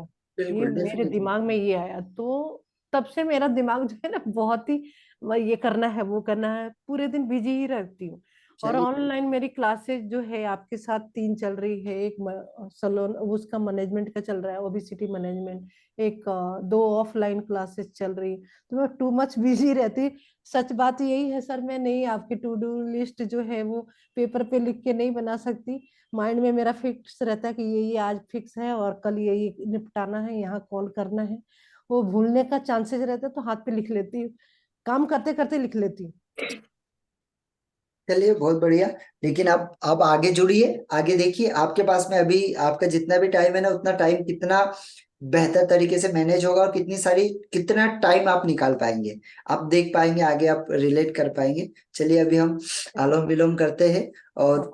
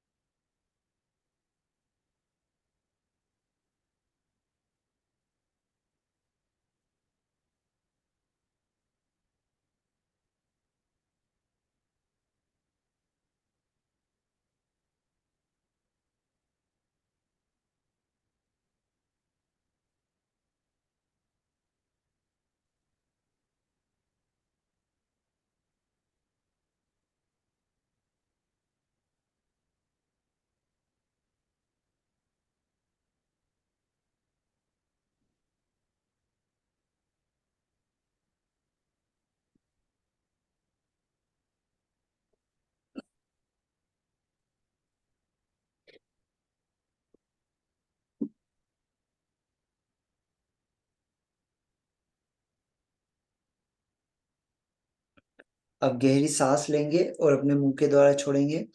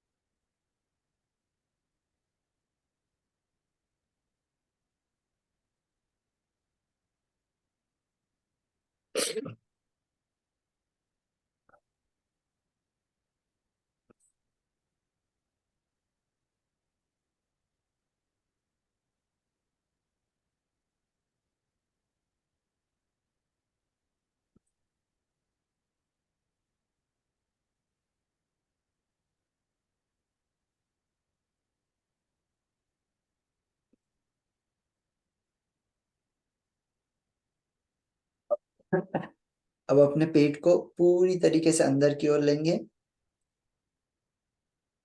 पूरी तरीके से टाइट करेंगे।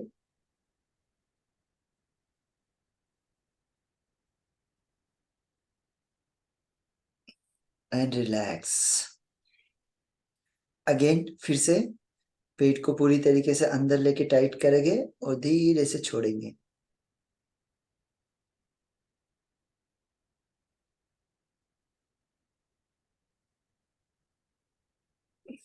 रिलैक्स। अगेन।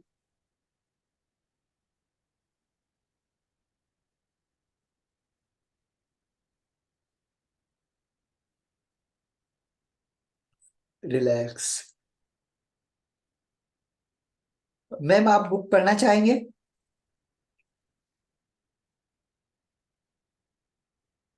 हाँ सर। बुक रीड करोगे आप? हाँ हाँ, क्यों नहीं। ओके चलिए, सो अब बुक रीड करते हैं। Okay okay. यस।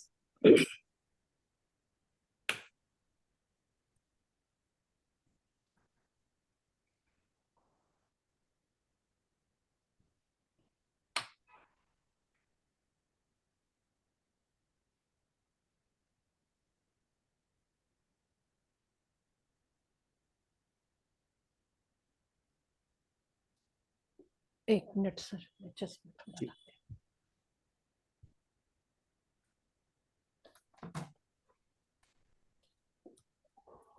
आज तो मेरी नींद खुल गई सर 4:30 बजे। मैं 4:30 बजे से ही उसको पढ़ रही थी। ओके ग्रेट, क्या बात है। एक लेसन पढ़ लिया, वो अगला लेसन जो था ना।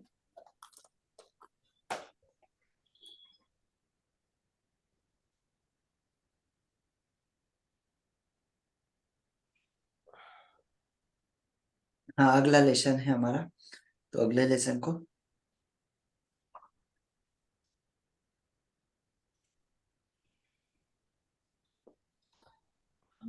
अमीर लोग पैसे के लिए काम नहीं करते, यही है ना अगला लेसन। यस यस यस, हमें लोग पैसे के लिए काम नहीं करते।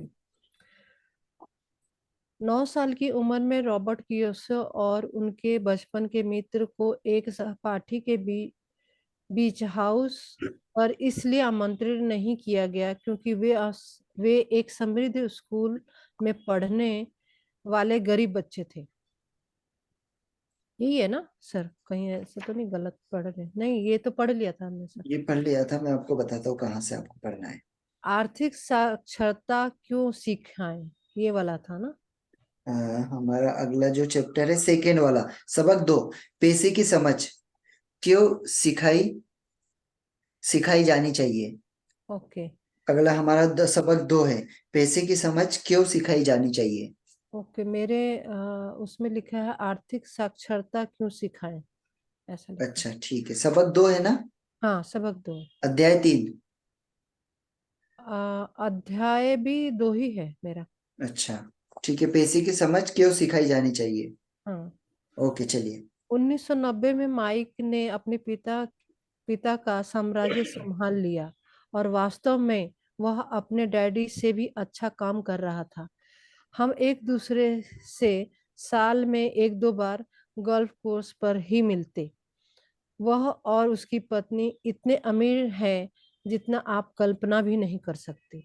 अमीर डैडी का साम्राज्य बेहतरीन हाथों में है और माइक अपने बेटे को अपनी गद्दी संभालने के लिए उसी तरह तैयार कर रहा है जिस तरह उसके डैडी ने हमें तैयार किया था। 1994 में मैं 47 साल की उम्र में रिटायर हो गया। उस वक्त मेरी पत्नी किम 37 साल की थी। रिटायरमेंट का मतलब काम करना छोड़ना नहीं है। हमारे लिए इसका मतलब यह है कि जब तक आप प्रत्यक्ष रूप बहुत ही अनहोनी ना हो जाए तब तक आप काम करने या ना करने के लिए स्वतंत्र हैं और हमारी दौलत अपने आप आगे बढ़ती है और मुद्रास्फीति की दर से ज्यादा तेजी से बढ़ती है। हमारी संपत्ति इतनी बढ़ चुकी है कि खुद ही विकास कर सकती है। यह किसी पेड़ को लगाने जैसा है। आप वर्षों तक इसे पानी देते रहिए और फिर एक दिन ये इसी की जरूरत नहीं पड़ इसको किसी चीज की जरूरत नहीं पड़ती और इसकी जड़ें जमीन में पर्याप्त गहराई तक जम चुकी होती हैं। फिर पेड़ आपके आनंद के लिए छाया प्रदान करता है। देखो कितनी अच्छी बात बोली है इसने यहाँ पर। कि जब आप छोटा पेड़ होता है तब हम क्या करते हैं, इसको पानी देते हैं, खाद डालते हैं, सब कुछ करते हैं। लेकिन एक समय ऐसा होता है कि आपको इसको किसी चीज की जरूरत नहीं पड़ती, वो ऑटोमेटिकली अपना अपनी जड़ें होती है वो जमीन तक ये कर लेता है। तो यहाँ पे उसका बोलने का मतलब ये है कि जब बच्चा होता है, छोटे बच्चे होते हैं, जब आप उन्हें ये चीजें सिखाते हैं, और अगर कोई किसी भी एज का हो, आपने उसे अगर एक बार ये चीजें सिखाई, और जैसे जैसे उस व्यक्ति की जड़ें जब बड़ी होती है, जब वो ये चीजों को सीखता है और जब अच्छे लेवल पे सीख जाता है ना, अपने जड़ों को वो बढ़ा लेता है, उसके नॉलेज को एक्सपांड कर लेता है, फिर उसके बाद एक समय ऐसा आता है कि उसे किसी चीज की जरूरत नहीं पड़ती, वो ऑटोमेटिकली अपने आप को उस तरीके से मैनेज कर लेता है और सिर्फ उसके फल आपको देता है। चलिए आगे। माइक ने साम्राज्य चलाने का निर्णय लिया और मैंने रिटायर होने का। जब भी लोगों के समूह के सामने बोलता हूँ तो वो मुझे अक्सर पूछते हैं कि मेरे हिसाब से उन्हें क्या करना चाहिए। मैं कैसे शुरू करूं? क्या कोई ऐसी पुस्तक है जिसे पढ़ने की आप सलाह देंगे?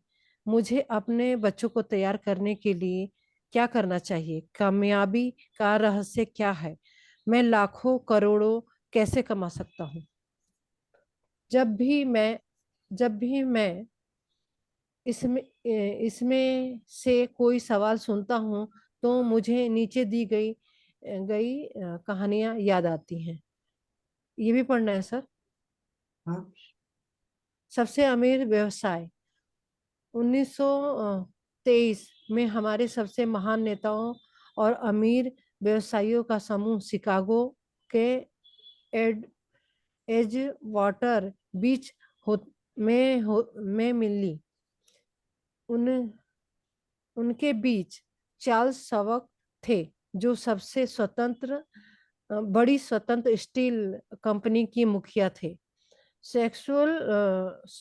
सैमुअल इंसुल थे, जो संसार की सबसे बड़ी यूटिलिटी कंपनी के प्रोजेक्टर प्रोजेक्ट प्रेसिडेंट थे।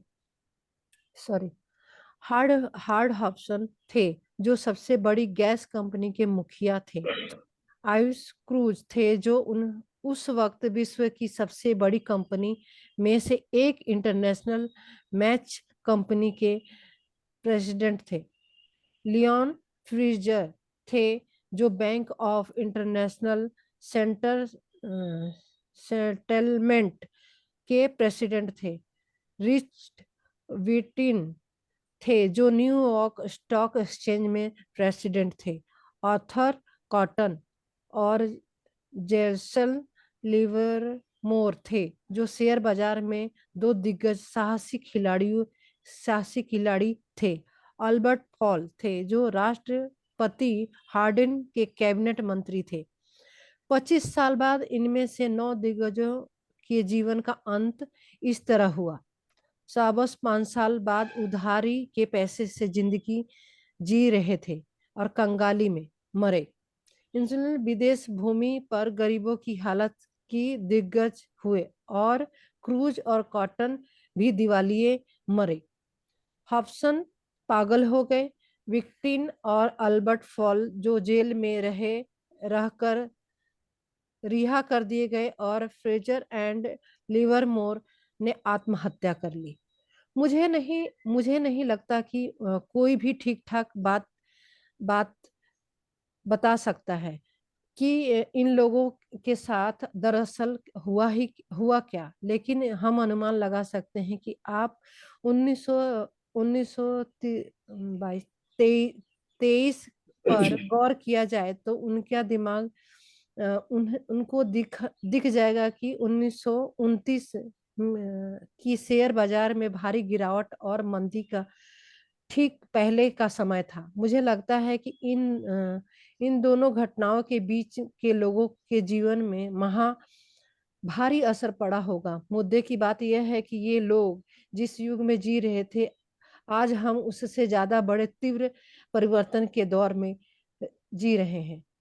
मुझे लगता है कि आने वाले सालों में कई उतार चढ़ाव आएंगे, जो इन लोगों के युग में आए। उतार चढ़ाव जैसे ही होगा, मुझे इस बात की चिंता है कि बहुत सारे लोग लोगों का ध्यान पैसे पर तो बहुत ज्यादा केंद्रित है, लेकिन अपनी सबसे बड़ी दौलत पर उनका जरा भी ध्यान नहीं है, जिसका नाम है शिक्षा।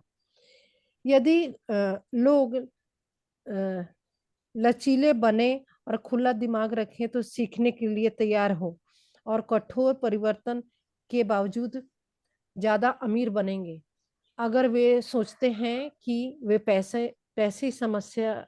ही समस्या को सुलझा देगा, तो उन्हें उनकी राह में काफी मुश्किलें झेलनी होगी। बुद्धिमत्ता समस्याओं को सुलझाता है और पैसा बना बनाता है। वृत्ति बुद्धि के बिना पैसा जल्दी ही चला जाता है।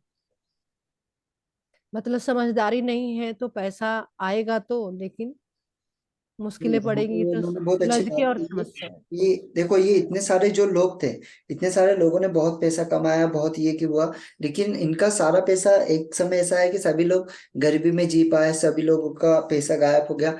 इसके पीछे का कारण ये था कि शेयर मार्केट में एक बहुत बड़ी मंदी आई थी, क्योंकि इन लोगों का सारा पैसा वहां पर लगा हुआ था। लेकिन उसके बाद भी यहाँ पे रॉबर्ट कियोसाकी क्या बोल रहे हैं कि वो तो ठीक है, वो दौर तो जो था, लेकिन अभी जो दौर है वो उससे भी स्पीड है। यहाँ पे तो एक दिन में कब शेयर मार्केट पलट जाए आपको पता नहीं चलेगा, है ना। तो ये दौर उससे भी ज्यादा है, लेकिन सबसे बड़ी चीज है कि पैसे के पीछे तो है, पैसे के पीछे तो भाग रहे हैं, लेकिन उसके लिए शिक्षा नहीं ले रहे। शिक्षा मीन्स मनी मैनेजमेंट, कि आपका मनी मैनेजमेंट क्या है, उसके ऊपर शिक्षा नहीं ले रहे। अगर ये लोग मनी के मैनेजमेंट को अच्छे तरीके से समझ पाते तो वो उस चीजों से होने के बाद भी वहां से बाहर निकल जाते। ठीक है, यहाँ पे रॉबर्ट कियोसाकी यही बोले कि जो सबसे बड़ी बोलते हैं ना आज कि शिक्षा शेरनी का ऐसा दूध है जो आप अगर आपने पी लिया तो जिंदगी में आप कभी पीछे नहीं हो सकते, जिंदगी में आप कभी पीछे नहीं रह सकते। कोई भी शिक्षा हो, कोई भी, मतलब स्कूल की बात अलग है, स्कूल कॉलेज वो तो छोड़ दो, वो तो वहां पे तो आउटडेटेड पढ़ाते, 99% आउटडेटेड होता है, केवल 1% ऐसा होता है जो जिंदगी में काम आता है। बाकी उसके बाद की जितनी एकेडमिकल शिक्षाएं है, अगर वो व्यक्ति अगर उसके ऊपर अपने आप को फोकस ले आता है, स्किल बेस्ड शिक्षा के ऊपर अपने आप को डाल लेता है ना, तो डेफिनेटली उससे उसको वो बहुत आगे जा सकता है। और वो जितना सीखेगा उतना आगे जाएगा, जितना सीखेगा। वो किसी भी फील्ड में ले लो, आप मेकअप के फील्ड में ले लो, ब्यूटी की फील्ड में, जो भी फील्ड में आप लो, आप उसमें जितना सीखोगे उतना आप उसमें आगे जाओगे, और ये डे शिक्षा बाय ही आपको आगे ले जाएगी। Day by day up to date होना ज्यादा जरूरी है सर। बिल्कुल, डेफिनेटली। और यहाँ पे रॉबर्ट कियोसाकी वही बोल रहे हैं कि शिक्षा ही आपको सबसे आगे ले जा सकती है। ठीक है, चलिए आगे बताइए। अधिकतर लोगों को यह एहसास नहीं होता कि जीवन में महत्वपूर्ण यह नहीं कि आप कितना ज्यादा पैसा कमाते हैं, महत्वपूर्ण तो यह है कि आप कितना ज्यादा पैसा अपने पास रख पाते हैं। हम सबसे लॉटरी जीतने वाले गरीब लोगों की कहानी सुनी होगी। वो अचानक अमीर बन गए और लेकिन कुछ समय बाद फिर से गरीब हो गए। लॉटरी उन लोगों ने लाखों करोड़ों डॉलर जीते, लेकिन वे जल्दी ही वहीं लौट आए जहां से शुरुआत की थी। या पेशेवर खिलाड़ियों की कहानी जो 24 साल की उम्र में हर साल लाखों करोड़ों डॉलर कमाते हैं, लेकिन 10 साल बाद वो मजबूरन किसी पुल के नीचे सोना पड़ता है। मुझे यह युवक बास्केटबॉल खिलाड़ी की कहानी याद है जिसके पास एक एक साल पहले लाखों डॉलर थे। आज 29 साल की उम्र में वह दावा करता है कि उसके मित्र वकील लेखपाल ने उसका पैसा हथिया लिया और वह शून्य वेतन पर कार धोने की दुकान पर काम करने के लिए मजबूर है। देखिए, अब यहाँ पे बहुत अच्छी बात उन्होंने कही है। अगर आप इस चीजों को समझोगे तो बहुत ही जबरदस्त इसके अंदर सार है। क्या सार है कि ज्यादातर लोग जिंदगी में ये समझ ही नहीं पाते कि आप पैसा कमाते तो है, उससे कोई फर्क नहीं पड़ता कि आप लाखों कमा रहे हो, करोड़ रुपए कमा रहे हो, लेकिन फर्क उससे पड़ता है कि आप महीने के अंत में कितना बचा पाते हो, यानी आपके पास में कितना पैसा आप स्टोर करके रख पाते हो लंबे समय तक।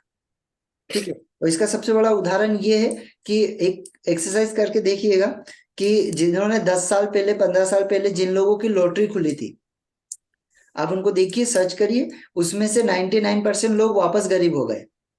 हाँ भले सर, उनके वो करोड़ों रुपए खुले, लेकिन वो वापस उसी रास्ते पे आ गए।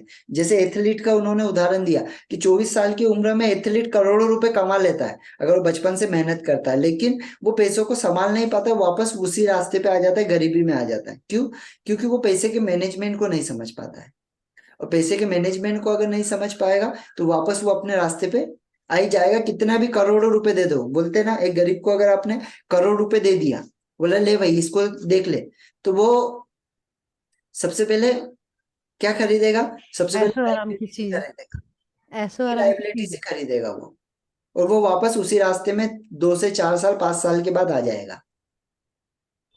वो सुशील कुमार थे ना सर, जो करोड़पति में जीते थे, फिर से उनकी हालत वैसी है। वैसे बहुत सारे, एक ही नहीं है, बहुत सारे ऐसे लोग हैं। 99% बोल रहा हूँ मैं, केवल 1% ऐसे जिन्होंने मैनेजमेंट को समझा, उसके बाद में वो उन पैसों को स्टोर करके रख पाए। बाकी 99% वापस उसी रास्ते पे आ गए 5 से 10 साल के अंदर। चलिए आगे। उसे कार धोने वाली दुकान से इसलिए निकाल दिया गया क्योंकि उसके कार पूछते समय अपनी चैंपियनशिप रिंग उतारने से इनकार कर दिया। उसकी कहानी राष्ट्रीय खबरों में आई और वह नौकरी से निकालने का खिलाफ दावा ठोक रहा था तथा भेदभाव का आरोप लगा रहा था। उसका दावा था कि उसके पास बस अंगूठी ही बची है और यह भी उतार देगा तो वह अंदर से टूट जाएगा। मैं बहुत से लोगों को जानता हूँ जो तुरंत मिलियनेयर बन गए और हालांकि मुझे खुशी है कि कुछ लोग ज्यादा अमीर बन गए, लेकिन मैं उन्हें चेतावनी दे देता हूँ कि लंबे समय में यह ज्यादा महत्वपूर्ण नहीं है कि आप ज्यादा पैसा कमाते हैं। महत्वपूर्ण तो यह है कि आप कितना पैसा अपने पास रख पाते हैं और इतना इससे कितनी पीढ़ियों तक रख सकते हैं। नोट करना है सर इसको। चलिए आगे। तो जब लोग मुझसे पूछते हैं कि मैं कैसे शुरू करूं या मैं बताऊं कि फटाफट अमीर कैसे बना जाता है, तो मेरे पास से वे प्रायः निराश ही होते हैं। मैं बस उन्हें वही कहता हूँ जो अमीर डैडी ने मुझे बचपन में कहा था, अगर तुम अमीर बनना चाहते हो तो तुम्हें वित्तीय दृष्टि से साक्षर बनने की जरूरत है। जब भी मैं अपने अमीर डैडी के साथ होता था तो वे यह विचार हर बार मेरे दिमाग में ठूसते थे। जैसे मैं कहता था, मेरे शिक्षित डैडी पुस्तक पढ़ने पे महत्व जोर देते थे, और जबकि मेरे अमीर डैडी वित्तीय साक्षरता के माहिर बनाने की जरूरत पे जोर देते थे। अगर आप एम्पायर स्टेट बिल्डिंग बनाने जा रहे हो तो आपको सबसे पहले यह तय करना जरूरी है कि एक गड्ढा खोदने और मजबूत नींव डालें। अगर आप किसी उपनगरीय इलाके में घर बना रहे हैं तो आपको बस 6 इंच की कंक्रीट का स्लैब डालने की जरूरत है। अधिकतर लोग अमीर बनने की हसरत में 6 इंच के स्लैब पर एम्पियर स्टेट बिल्डिंग खड़ी करने की कोशिश कर रहे हैं। ये वाला समझ में नहीं आया सर मुझे। फिर से पढ़िए एक बार। अगर आप किसी उपनगरीय इलाके में घर बनाने जा रहे हैं तो देखिए, अगर आप एक एम्पायर स्टेट बिल्डिंग बनाने जा रहे हैं, मतलब आप कोई अ, अच्छे लेवल की बिल्डिंग बनाने जा रहे हैं अच्छी जगह पर, तो सबसे पहले आपको एक गहरा गड्ढा खोदना पड़ेगा और एक मजबूत नींव डालनी पड़ेगी। मतलब आप एक बहुत ही मजबूत घर अगर बनाना चाह रहे, बहुत मजबूत बिल्डिंग बनाना चाह रहे, तो उसके लिए आपको सबसे पहले क्या करना पड़ेगा? आपको बहुत गहरा गड्ढा खोदना पड़ेगा और वहां पे नींव आपको बहुत मजबूत बनानी पड़ेगी। ठीक है, अब यहाँ पे क्या हो रहा है, अगर आप किसी उपनगर में एक घर बनाने जा रहे हैं तो आपको सिर्फ 6 इंच का कंक्रीट या स्लैब डालना होगा। मतलब आप एक किसी छोटी जगह पर बनाने जा रहे हो तो वहां पे आप 6 इंच का सिर्फ गड्ढा भी करोगे और वहां पे स्लैब भी डालोगे तो भी आपका काम हो चल जाएगा। जाएगा। है ना? ब- आगे देखो, ज्यादातर लोग अमीर बनने के चक्कर में 6 इंच के स्लैब पर एम्पायर स्टेट बिल्डिंग खड़ी करना चाहते हैं। मतलब बहुत सारे लोग क्या करते हैं, उनको अमीर बनना है। अब यहाँ पे देखो, आप दोनों को मैं आपको रिलेट करके बताता हूँ कि यहाँ पे रोबोट कियोसाकी क्या बोल रहे हैं कि आपको अगर बड़ी बिल्डिंग खड़ी करना है, बड़ा एम्पायर खड़ा करना है, तो आपको बड़ा गड्ढा खोदना पड़ेगा, आपको बड़ी नींव डालना पड़ेगी, उतनी मजबूत नींव डालना पड़ेगी। ठीक है? लेकिन अगर आपको एक छोटी सी बिल्डिंग खड़ी करना है तो उसके लिए आपको 6 इंच का गड्ढा भी काफी है, और छोटा सा थोड़ा बहुत कंक्रीट आपने किया, नींव बनाई, उससे आपका काम चल जाएगा। है ना? अब यहीं पे उन्होंने उनको टर्न किया कि जो अधिकतर लोग हैं वो क्या चाहते हैं कि मैं 6 फीट का गड्ढा खोदूं और बहुत अमीर बन जाऊं। लेकिन ये पॉसिबल है क्या? ये नहीं है। यहाँ पे रोबोट कियोसाकी ये बोल रहे कि भाई आपको अगर ज्यादा अमीर बनना है, ज्यादा सक्सेसफुल होना है, तो आपको ज्यादा मेहनत करना पड़ेगी, आपकी नींव को उतना मजबूत करना पड़ेगा। आपकी नींव जितनी मजबूत होगी उतने ज्यादा आप अमीर होगे। आप सोचोगे मैं 6 फीट का गड्ढा खोद लूं और मैं बहुत अमीर बन जाऊं, जैसे बहुत सारे लोग करते हैं ना आज, कि वो उन चीजों के पीछे भाग रहे हैं जहां से क्विक पैसा आएगा। अब शेयर मार्केट में लोग बहुत भागते हैं, लेकिन शेयर मार्केट भाई 5 साल के पहले नहीं आता है समझ में। लेकिन लोग क्या समझते हैं आज, अरे शेयर मार्केट में बहुत पैसा है, शेयर मार्केट में डाल दो। हो ही नहीं सकता जब तक आप उसको समझो ना, और कम से कम 5 साल समझने में लगता है शेयर मार्केट को, कम से कम। लोग नहीं समझ पाते ना, लोगों ने आज स्टार्ट किया, 1 महीने बाद पैसा लगाना शुरू, 1 साल बाद खत्म, समझे ही नहीं। किसी अभी जैसे बहुत सारी ऐसी कंपनी है जो बोलती है कि आपको अभी आप पैसा डालो, आपका इतना दिन में पैसा ये हो जाएगा, इतने पैसा डबल हो जाएगा, और आदमी क्विक डाल देता है। भाई पहले आप समझो तो सही।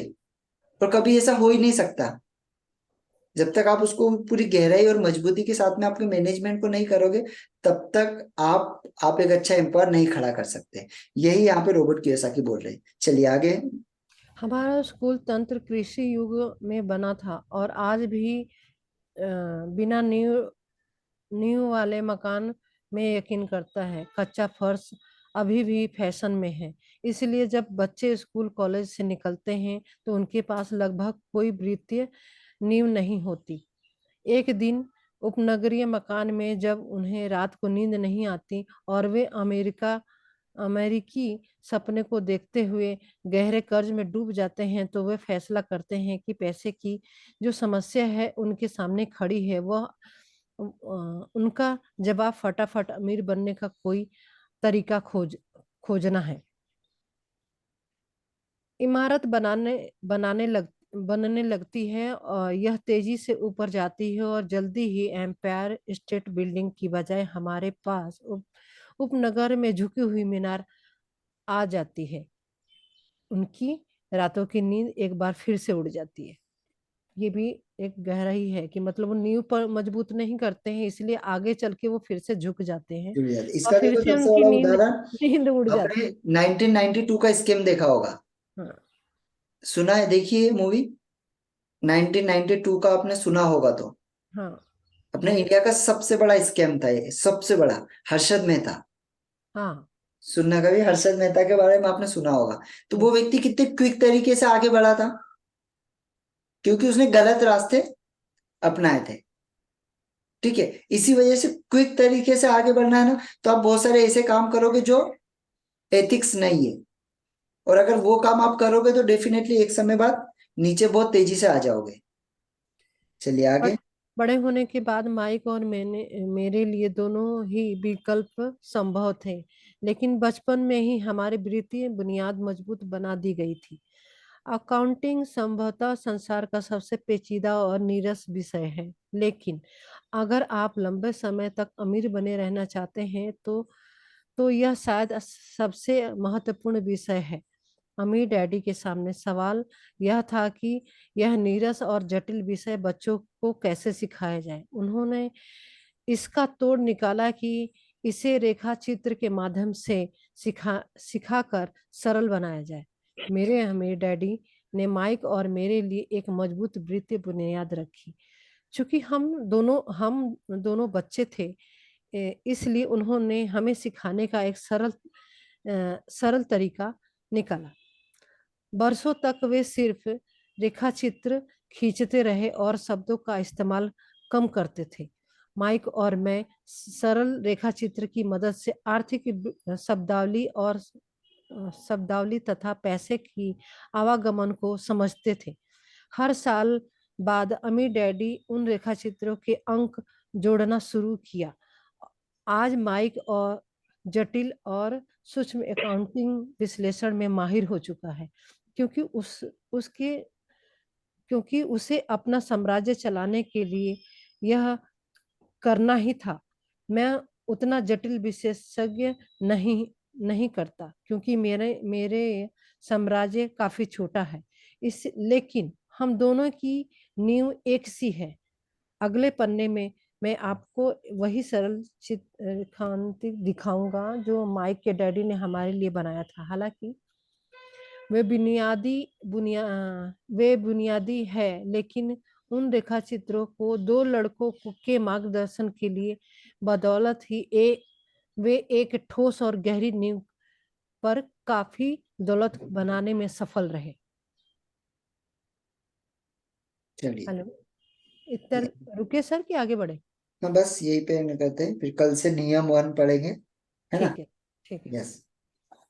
सो देखिए, यहाँ पे उन्होंने एक बात बहुत अच्छी कही कि जो उनके डैडी है, उन्होंने उनके साथ में किस तरीके से, जब वो छोटे बच्चे थे तो उनको उन्होंने सिखाया किस तरीके से, एक ग्राफ के रूप में, ठीक है, जैसे एक चित्र के रूप में। अब वो चित्र मीन्स क्या, उनको उन्होंने काम पे लगा दिया बचपन से उनको वो पैसों के बारे में अगर उनको वो बोलते जाते तो वो सीख पाते क्या?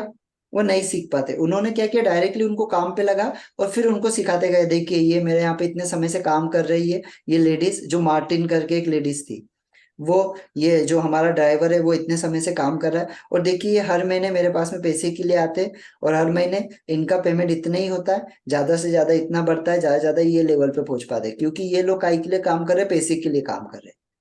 लेकिन आपको पैसे के लिए काम नहीं करना है, आपको क्या करना है, पैसों को आपके लिए काम करवाना है।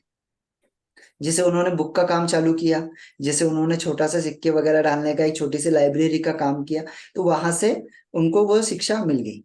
ठीक है, चलिए कल फिर आगे बढ़ेंगे। Thank you. Okay sir, thank you. Thank you. Okay.